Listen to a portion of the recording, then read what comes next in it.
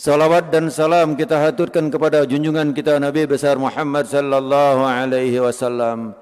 Mudah-mudahan kita semua hati kita dengan ampunan Allah dibukakan oleh Allah, hati kita dibersihkan oleh Allah, hati kita disucikan oleh Allah, diterangkan oleh Allah, mendapatkan nur dari Allah sehingga hati kita akan tergetar cinta kepada Allah dan cinta kepada Sayyidina Muhammad Rasulullah sallallahu alaihi wasallam. Bapak-bapak, ibu-ibu rahimakumullah, pada kesempatan ini kami ingin menyampaikan betapa pentingnya rahasia daripada taharah, yaitu tentang bagaimana rahasia medis di balik adab buang air kecil.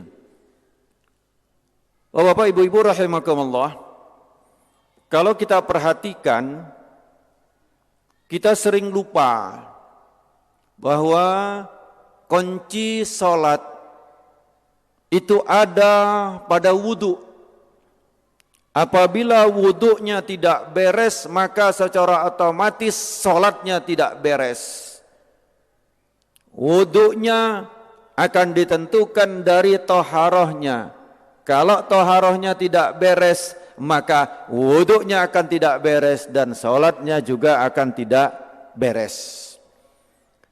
Satu contoh, apabila kita salat 4 rakaat, atau misalnya salat isya berjamaah, terus kemudian kita sebagai makmum keluar angin,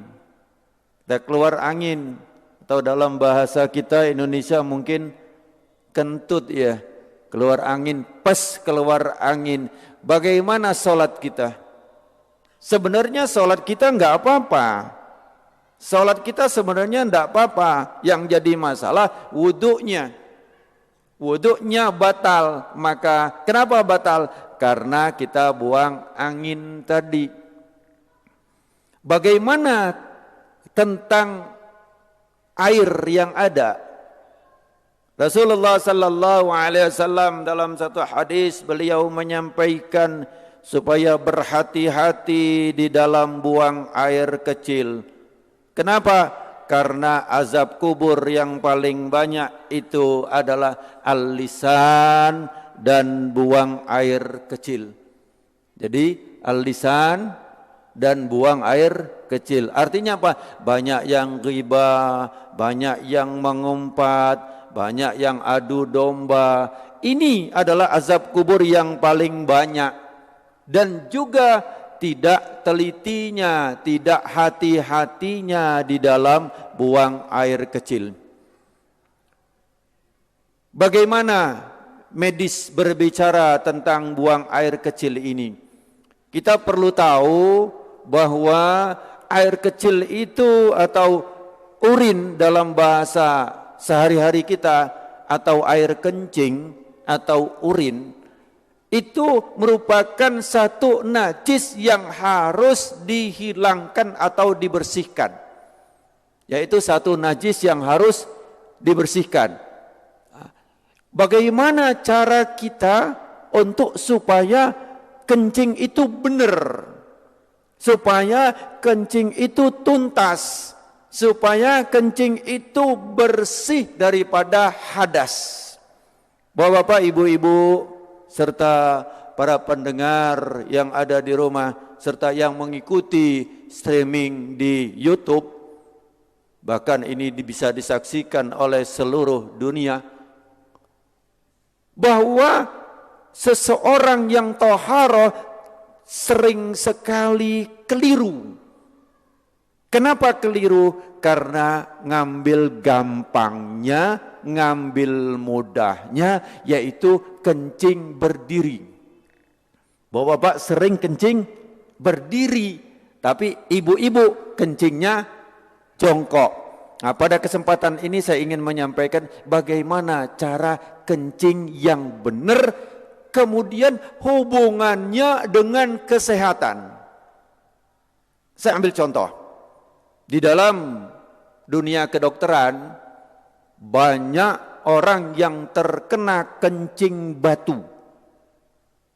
Banyak orang yang terkena kencing batu. Kenapa? Ternyata yang kencing batu adalah orang laki-laki. Yang perempuan 0, sekian persen, gak sampai 1%. Tapi kita lihat yang paling banyak adalah orang laki-laki. Kenapa? Pertanyaan, apakah minumnya beda? Antara laki-laki dengan perempuan? Beda Pak? Sama minumnya. Makannya? Sama makannya. Tapi kenapa berbeda terjadi kencing batu untuk yang laki-laki? Kita perlu tahu bahwa di dalam tubuh kita ini ada jantung, ada paru-paru, itu di rongga dada, terus kemudian di rongga perut itu mulai ada lambung, kemudian ada usus, ada ginjal. Ginjal ada 2, sebelah kanan dan sebelah kiri. Ginjal ini adalah tempat menyaring darah, kemudian yang kotor itu akan dikeluarkan menjadi urin. Jadi dengan bertahap terus disaring. Karena kita sering mendengar Pak, ada yang namanya ginjal, gagal ginjal atau bocor ginjal. Itu saringannya sudah bocor. Nah, di dalam ginjal itu ada 2, kanan dan kiri. Yang sebelah kanan lebih rendah sedikit dibandingkan dengan sebelah kiri. Jadi enggak sama. Jadi ada 2, sebelah kanan dan sebelah kiri. Karena pentingnya ginjal ini, maka Allah siapkan 2. Kalau satu hilang, satu didonorkan, atau satu yang tidak berfungsi, maka yang satu mampu untuk mengcover, mampu untuk mengimbangi, atau mampu untuk menjalankan tugas yang satu ini tadi bisa sampai 100%. Subhanallah. Di sini kita mengucapkan Maha Suci Allah. Bismillahirrahmanirrahim. Laqad khalaqnal insana fi ahsani taqwim. Sesungguhnya Allah ciptakan manusia itu sebaik-baik makhluk. Salah satunya Allah ciptakan ginjal manusia. Kemudian ginjal secara singkat ada 2, sebelah kanan dan sebelah kiri. Yang sebelah kanan agak rendah sedikit karena dia tertekan oleh liver, atau kalau dalam bahasa Indonesianya hati, kalau dalam bahasa Latinnya itu disebut liver. Itu ada di sebelah kanan. Hati itu ada 4, tapi saya tidak akan bicara itu. Hati itu ada 4, sebelah kanan, sebelah kiri, dan di tengah masih ada 2. Jadi ada 4 liver itu. Yang kanan ini lebih besar. Yang kanan lebih besar, kemudian dia menekan sedikit, jadi ginjalnya agak ke bawah. Setelah ginjal, kemudian ada saluran kecil, lebih kecil dari ini sedikit, dari kayak kabel mungkin. Seperti ini. Sebelah kanan dan sebelah kiri. Jadi di sebelah kanan dan sebelah kiri. Ini bermuara atau langsung masuk ke kantong kencing, atau dalam bahasa kedokteran disebut vesika urinaria. Vesika urinaria atau bladder atau kantong kencing. Kantong kencing ini mari kita bertafakur sebentar. Kenapa? Karena dari kantong kencing ini masuk kanan kiri, kemudian ini kantong kencing, terus kemudian dari kantong kencing ini keluarlah saluran yang sering kita pakai itu untuk buang air kecil, yang disebut uretra. Kalau yang tadi 2 tadi ureter, kemudian ini adalah uretra. Bapak-bapak rahimakumullah, pernahkah kita bertafakur tentang klep? Klep daripada sehingga kita bisa menahan kencing. Beberapa hari yang lalu, persis 1 bulan yang lalu, ada pasien saya itu umurnya 8 tahun, hampir 9 tahun. itu setiap hari tidak kurang daripada 4 pempes dia harus pakai. Kenapa? Karena ini bocor terus. Klepnya mengalami gangguan. Pernahkah terfikir di manakah remote-nya? Di manakah saklarnya? Di manakah stop kontak daripada klep ini tadi? Subhanallah. Di sini Allah Subhanahu wa taala mengajarkan kepada kita untuk berfikir, wa fi anfusikum afala tubsirun. Wa fi anfusikum afala tubsirun, dan pada diri kalian itu, kata Allah, apakah kalian tidak pernah memikirkan? Salah satunya adalah klep. Bapak-bapak rahimakumullah, di saat seseorang buang air kecil, bagaimana cara buang air kecil yang benar? Mungkin saya bisa berdiri biar lebih enak.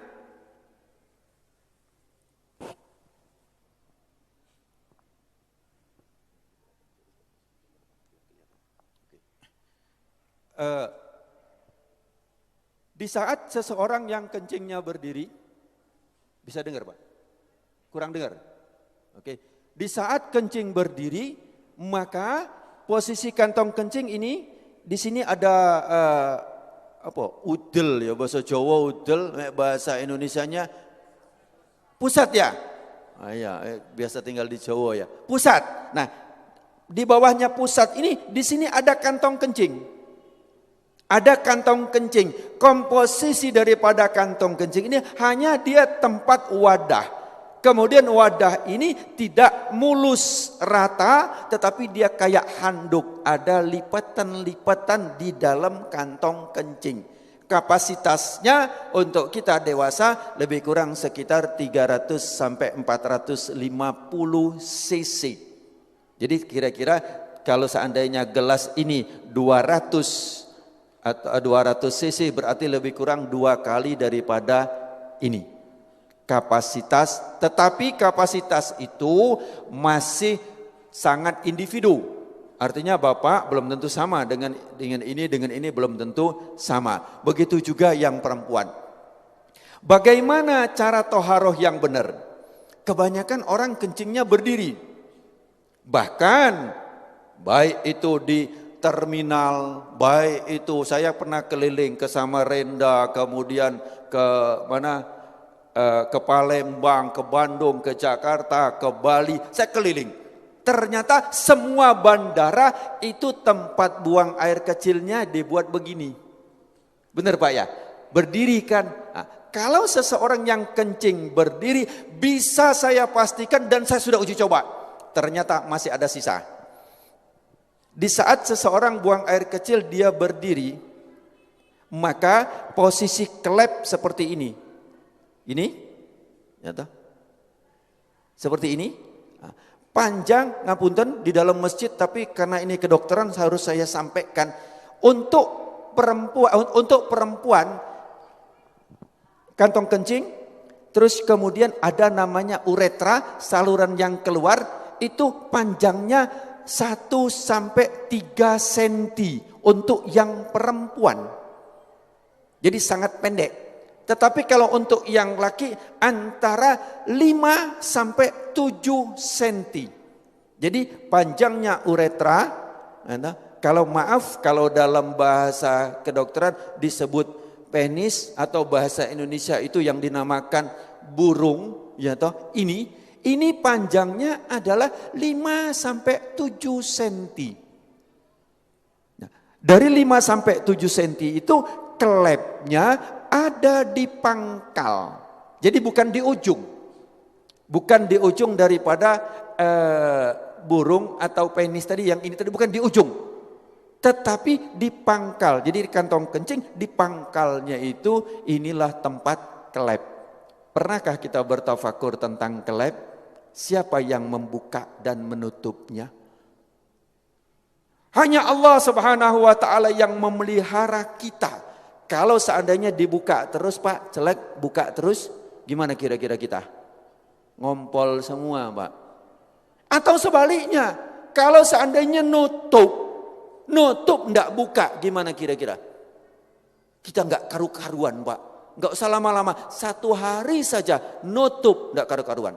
Saya punya pasien itu dari Bulu Lawang, waktu itu belum khitan, ini terjadi femosis, itu penyempitan pada ujung daripada preposium. Preposium itu apa? Bahasa Indonesia, bahasa kita, mungkin Indonesia sudah sebagian kenal, namanya kulup. Yang di depan, yang harus dipotong, kulup ya. Kalau bahasa Jambi itu juga kulup, bahasa Palembang juga kulup, mungkin bahasa Jawa insya Allah juga kulup ya. Mudah-mudahan kalau di luar negeri itu disebutkan prepusium. Nah ini dia menyempit ujungnya. Jam 3 sore itu dia tidak bisa buang air kecil. Jam 3 sore kemudian kemana-mana untuk mengeluarkan urin. Dia 1 malam tidak bisa tidur sama sekali. 1 malam, kenapa? Ya bayangkan aja nggak bisa, bagaimana kita kalau nggak bisa kencing. Terus kemudian besok paginya baru dibuka atau dikhitan. Tadi pagi saya pun mengkhitan itu seorang anak yang juga menyempit. Ini. Nah, saya akan alihkan sedikit tentang toharoh. Apabila seseorang tidak dikhitan, maka di saat dia buang air kecil, di samping yang ada di dalam sini yang 5-7 cm, dia pun juga ada di lipatan-lipatan kulup tadi, kulit yang ada di depan. Nah, disinilah Islam mengajarkan bahwa untuk khitan itu sangat mutlak. Kenapa? Karena apabila tidak dikhitan ini sudah bisa dipastikan dia akan ada sisa urin.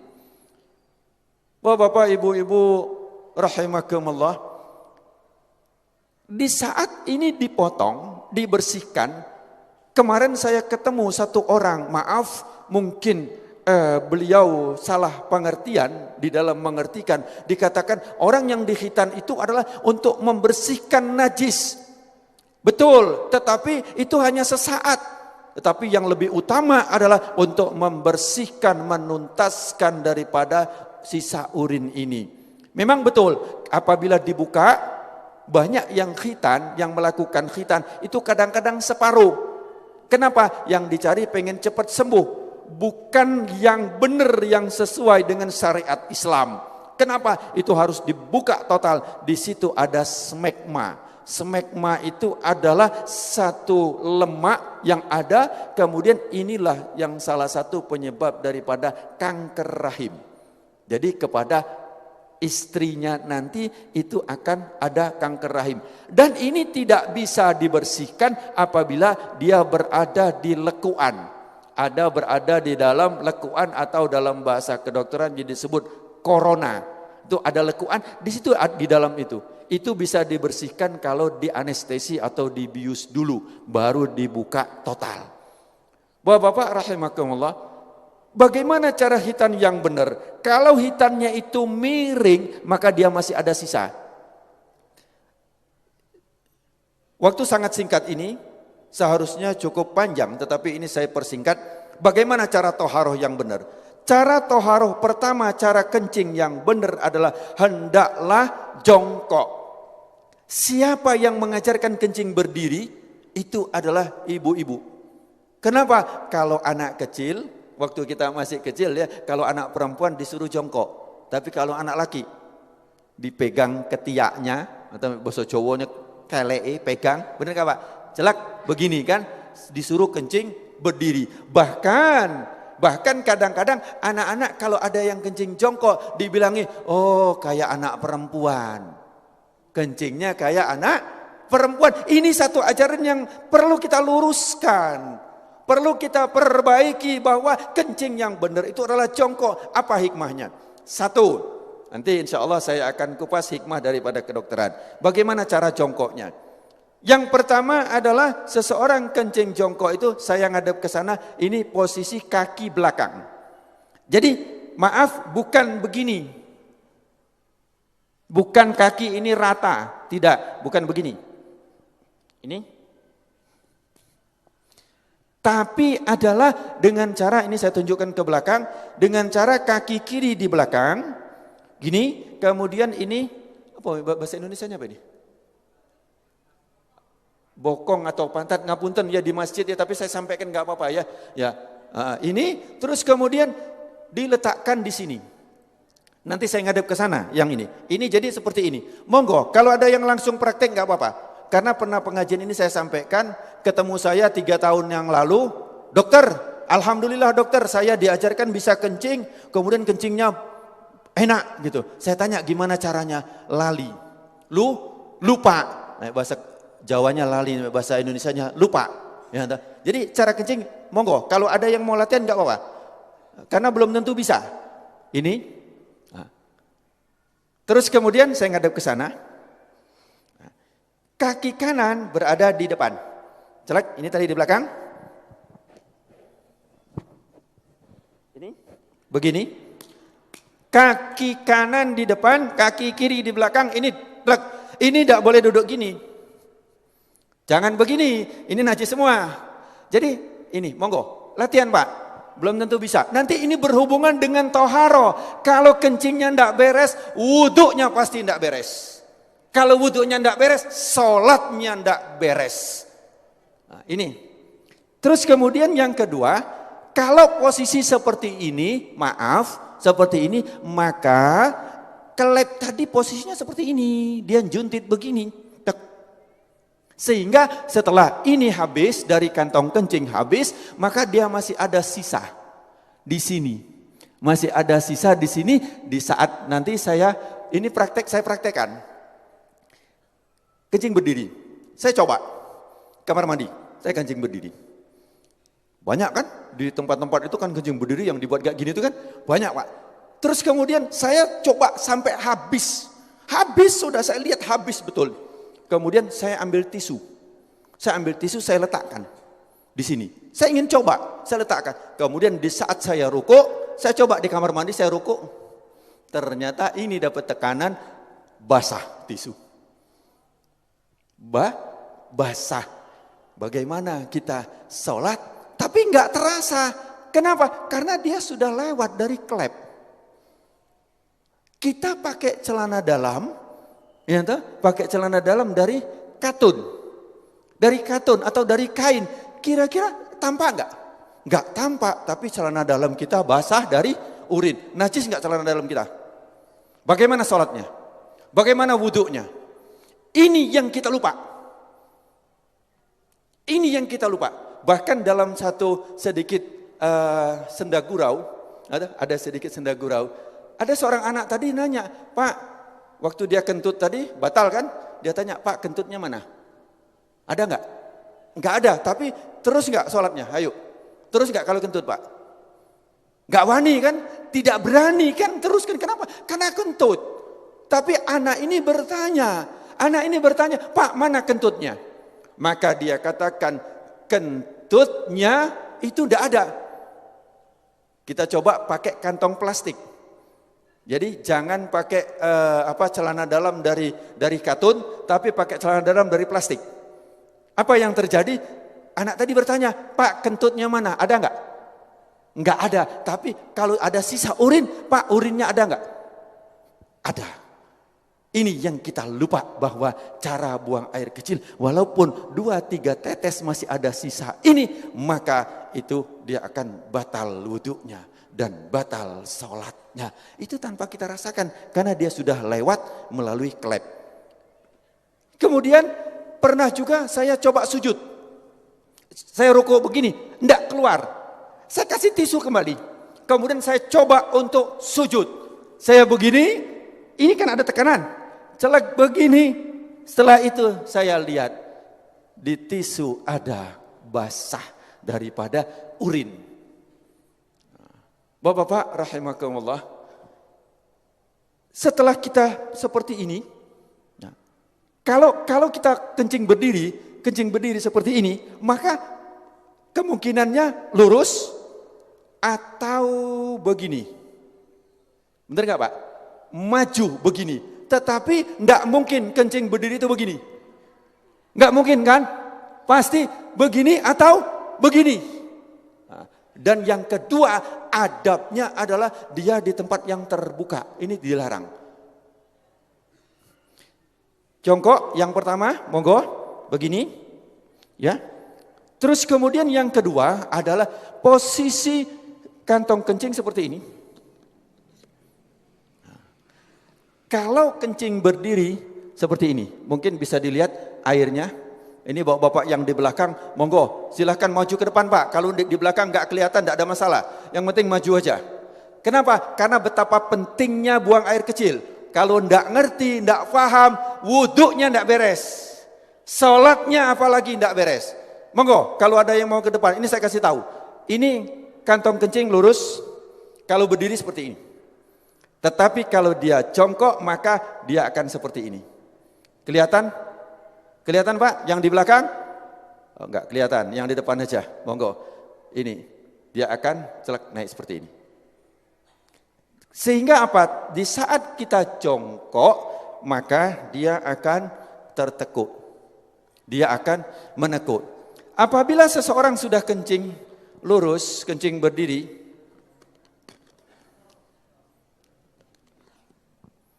di saat buang air kecil selesai, bisa dilihat atau disut pelan, saya pelankan, ini lihat, ada sisa urin enggak? Ini 1, 2, 3, 4 cm, hanya 4 cm. Satu, ini ada kelihatan? Kelihatan urin? Kelihatan urin? Begitu juga, ini saya ulangi sekali lagi. Ini lebih kurang sekitar 1, 2, 3,5 cm.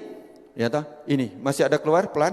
Tuh 2, 3, 4, 5, 6, 7, 8. 8 tetes akan meresap di celana dalam kita. Karena apa? Karena dia sudah lewat klep. Sudah lewat daripada klep ini. Bagaimana cara benar yang benar? Jadi satu tadi jongkok. Kemudian yang kedua, posisi pundak. Ini pundak kita. Ini bukan lurus. Kalau lurus dia masih segini, maka dijatuhkan. Ini plek dijatuhkan. Jadi ini seperti ini, bukan lurus begini. Bukan lurus. Tetapi ini jangan gini. Ini jangan. Nah, gini duduknya enak banget. Plek ini kemudian dijatuhkan. Nah, di saat dijatuhkan itu, maka posisi klep tadi yang seperti ini, dia akan turun ke bawah. Dia akan turun, seret, akan ngadep ke bawah. Sehingga dia akan keluar habis, seret, akan habis. Ini.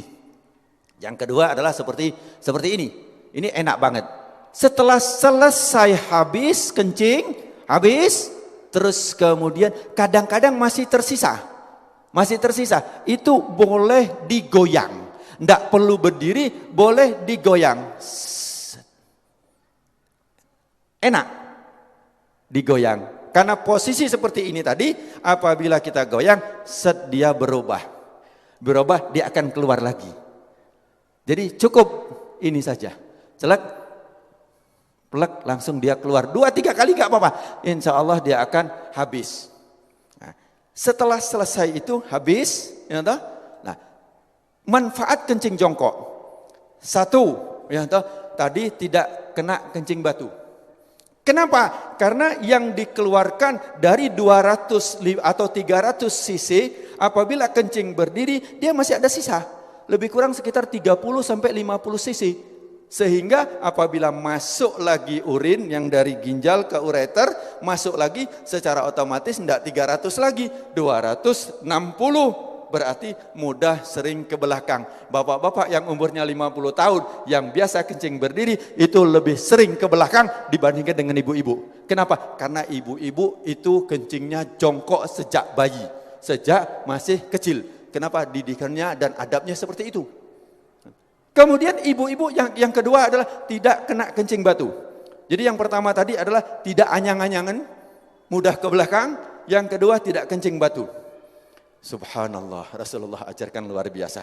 Yang ketiga, cara hitan yang benar sehingga dia tidak kena daripada kanker rahim. Kemudian apa lagi? Nah, setelah kita jongkok tadi begini, yang kedua adalah di saat urin terakhir jatuh kan kalau pertama kali kan kencang Pak ya, terus sudah agak kosong, dia akan turunnya pelan-pelan, tek tek, tek, tek, akan turun pelan. Kalau cara hitannya miring, sehingga masih ada sisa di bawah, dia akan masuk ke lipatan itu. Tek. Banyak Pak, saya menemukan untuk revisi daripada hitan ulang. Kemarin saya ada yang dari, saya nggak usah sebutkan daerah mana, ya tahu, itu revisi ulang.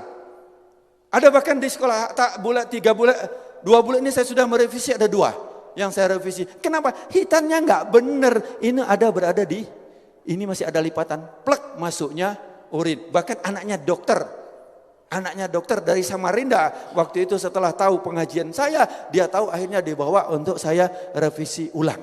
Anaknya seorang dokter spesialis penyakit dalam dari Samarinda. Ini dia masuk ke bawah ini. Plek. Kenapa? Karena ini najis di sini nanti. Tidak memancar urin tadi, tapi dia masuk ke sini. Bapak-bapak, ibu-ibu rahimakumullah, setelah kita jongkok tadi, pada posisi seperti ini tadi, terus kemudian kita harus begini, jatuhkan. Kenapa dijatuhkan? Di saat dijatuhkan itu adalah posisi ini kelep akan menuju ke bawah. Akan berada di basal, ada di bawah. Jadi ini dijatuhkan. Plek. Enak, ya. Nanti coba latihan, kalau tidak paham nanti setelah maghrib saya kasih waktu ada kira-kira 10-15 menit, setelah itu saya berangkat. Oke, ini. Terus kemudian yang kedua, setelah kita buang air kecil, di saat seperti ini, maaf, ini apa ya? Saya agak sungkan ngomongnya. Di belakang itu kan ada anus ya. Atau tempat kita buang air besar. Nah, di saat kita seperti ini, maka ini mepet. Ini mepet. Tapi kalau kita jongkok, maka itu terbuka. Sehingga keluar gas. Setelah itu, di atas dari anus itu, kira-kira segini, ya, kira-kira segini, itu tempatnya prostat. Pernah dengar prostat ya? Sering dengar prostat. Yang kena prostat siapa? Laki-laki apa perempuan? Kenapa enggak perempuan? Perempuan juga punya. Tapi kenapa? Karena laki-laki yang kencing berdiri itu kemungkinan besar dia akan kena prostat. Yang kencing berdiri kemungkinan dia akan kena varises. Atau kena hemoroid atau ambeien. Kenapa? Karena kontraksi daripada, kontraksi itu apa ya? Apa ya bahasa Indonesianya kontraksi itu? Adanya tarikan seperti ini, itu yang di bawah itu tidak ada sama sekali. Kalau dia kencing begini. Tapi kalau dia gini, itu ada tarikan Pak. Sehingga keluar angin, kemudian kontraksi daripada prostat yang ada di bawah itu bagus.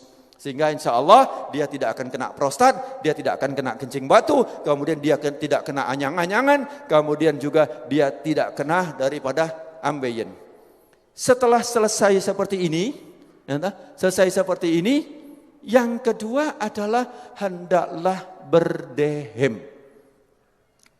Hendaklah berdehem. Ini yang kedua yang diajarkan oleh Rasulullah sallallahu alaihi wasallam adalah berdehem. Bagaimana cara berdehem yang benar? Ini juga penting. Berdehem yang benar itu bukan bukan. Berdehem yang benar itu perlu belajar. Gimana cara berdehem yang benar? Adalah dengan cara tarik nafas. Di saat ini tarik nafas, di saat seseorang tarik nafas, ini paru-paru mengembang, set, kemudian ini ada batas antara rongga dada sama rongga perut, ini ada namanya diafragma. Diafragma itu pembatas. Di saat seseorang narik nafas, itu seperti mangkok atau piring atau cakram, di mana dia akan lurus. Jadi diafragma di saat kita narik nafas, naik ini, lurus. Terus kemudian di saat kita hentakkan, dia akan ces begini. Di saat begini dia akan menekan rongga perut, kemudian dia akan menekan daripada kantong kencing, sehingga yang ditekan adalah bus, dia akan keluar. Tetapi kalau lego dek kini belum, jadi tidak keluar. Gampang ya, seolah-olah gampang. Saya belajar berdehem itu 15 hari. Yuk, bagaimana cara berdehem yang benar? Saya bertanya. 15 hari baru tahu dengan cara tarik nafas. Bukan cara berdehem kayak orang mau lewat ada sandalnya. Bukan. Jadi caranya adalah tarik nafas. Itu harus latihan sebanyak 3 kali. Begitu juga ibu-ibu. Ibu-ibu pun juga berdehem. Ini jarang kita dapatkan untuk berdehem ini, Pak. Ya, kemudian yang ketiga adalah, karena waktunya sangat mepet sekali. Yang ketiga adalah dengan cara diurut. Untuk yang perempuan itu adalah ditekan dengan menggunakan tangan kiri, ditekan di atas ini. Nanti kapan-kapan kalau ada pengajian khusus ibu-ibu, nanti akan saya jelaskan bagaimana cara menekan daripada kantong kencing dari atas. Plek, ditekan, dia akan keluar. Kalau untuk yang laki-laki, itu adalah dengan cara mengurutnya. Bagaimana cara mengurutnya? Adalah dengan menggunakan tangan kiri, bukan tangan kanan. Kemudian dengan tangan kiri itu cara mengurutnya bukan dilingkarkan. Nah, sebelum saya menceritakan tentang bagaimana cara ngurut, biasanya kadang-kadang ngapunten ini disentik. Benar, ini disentik, benar. Saya pengajian di mana-mana itu ternyata dokter itu harus disentik dokter. Nah, kalau disentik seperti ini tujuannya betul supaya tuntas, tapi caranya yang salah. Kenapa? Di saat begini, maka dia akan ke paha sini dan ke paha sini. Celetik. Dan tidak terasa. Kenapa? Karena kita sudah biasa pakai celana, sehingga tingkat kepekaan daripada ini sudah sangat sedikit.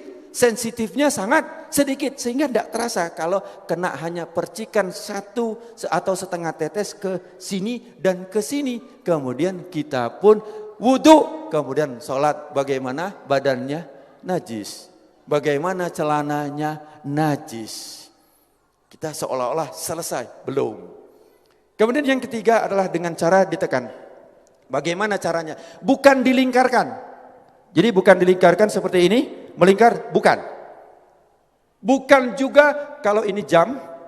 Lingkar 12, 3, 6, 9. Ya. Bukan jam 3, jam 9. Bukan begini. Bukan seperti ini.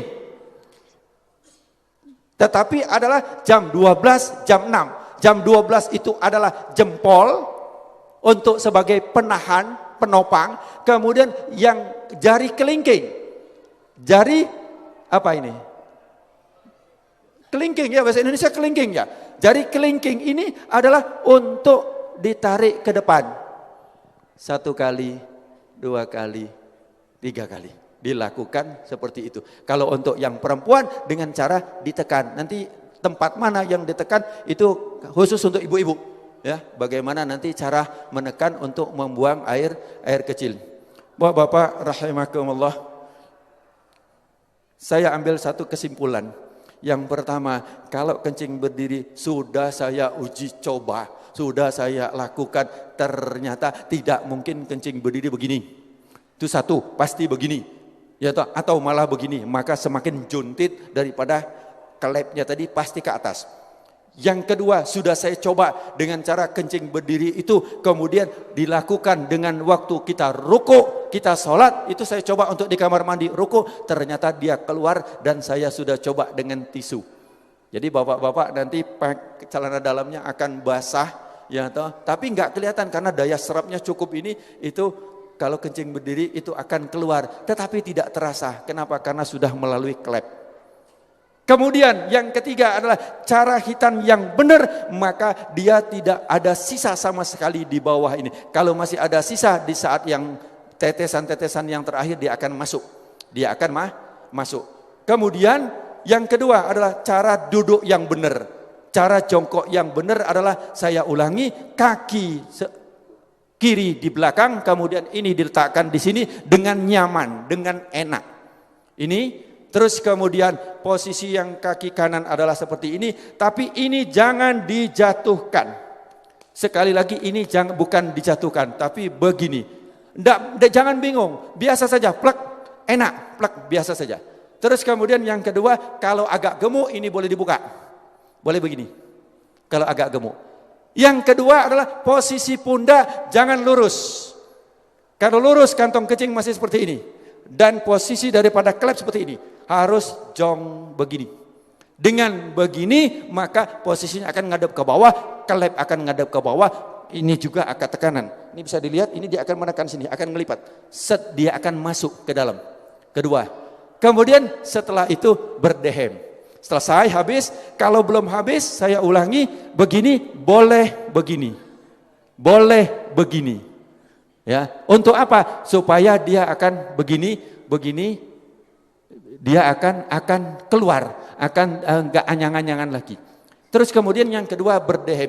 Cara berdehem, tarik nafas. Jangan biasa. Jadi kalau hanya belum. Terbukti cara evaluasinya kalau hanya dia di sini.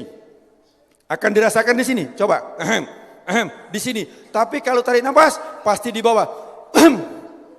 Dia akan keluar. Tes 3 kali. Setelah itu baru kemudian dengan cara diurut. Tapi sebelum berdehem, sebelum diurut, tadi kita harus geser supaya dia ini. Bapak-bapak rahimakumullah, sebenarnya tentang toharo ini masih banyak yang harus kita kupas. Tapi ini saya himpun sebanyak mungkin. Hati-hatilah kita di dalam bertoharo ini, karena Rasulullah SAW sebagai penutup, Rasulullah pada satu hari itu berjalan, kemudian ada 2 kuburan. Satu kuburan ini kata Rasulullah sedang disiksa. Kenapa? Dia cara toharohnya atau cara kencingnya enggak beres. Tapi ingat bahwa kita dikondisikan supaya menjauh daripada ajaran Rasulullah sallallahu alaihi wasallam. Di sini saya dari medis, saya akan usahakan untuk bagaimana hikmahnya daripada apa yang diajarkan oleh Rasulullah. Bagaimana tidurnya Rasulullah, bagaimana makannya Rasulullah, bagaimana menguapnya Rasulullah, bagaimana wudhunya Rasulullah, bagaimana taharahnya Rasulullah. Itu bisa dikupas habis dengan tujuan kita kembali kepada apa yang diajarkan oleh Rasulullah sallallahu alaihi wasallam. Mudah-mudahan beberapa penyakit akan dihindarkan oleh Allah Subhanahu wa taala. Amin Allahumma amin. Al-Fatihah. A'udzu billahi minasyaitonir rajim. Bismillahirrahmanirrahim. Alhamdulillahirabbil alamin arrahmanir rahim maliki yaumiddin. Iyyaka na'budu wa iyyaka nasta'in ihdinas siratal mustaqim. Siratal ladzina an'amta 'alaihim ghairil maghdubi 'alaihim waladdallin. Amin. أشهد أن لا إله إلا الله أستغفر الله نسألك الجنة ونعوذ بك من النار أشهد أن لا إله إلا الله أستغفر الله نسألك رضاك والجنة ونعوذ بك من شهدك والنار أشهد أن لا إله إلا الله أستغفر الله نسألك الجنة ونعوذ بك من النار اللهم إنك عفو كريم تحب العفو فاعف عنا اللهم إنك عفو كريم تحب العفو فاعف عنا اللهم إنك عفو كريم تحب العفو فاعف عنا يا كريم ربنا تقبل منا إنك أنت السميع وتب علينا إنك أنت التواب الرحيم ربنا اغفر لنا ولوالدينا وارحمهما كما ربيانا صغارا ربنا هب لنا من أزواجنا وذريتنا قرة أعين واجعلنا للمتقين إماما ربنا آتنا في الدنيا حسنة وفي الآخرة حسنة وقنا عذاب النار وأدخلنا الجنة مع الأبرار يا عزيز يا غفار يا رب العالمين سبحان ربك رب العزة عما يصفون وسلام على المرسلين والحمد لله رب العالمين. Al-afu minkum. Assalamualaikum warahmatullahi wabarakatuh.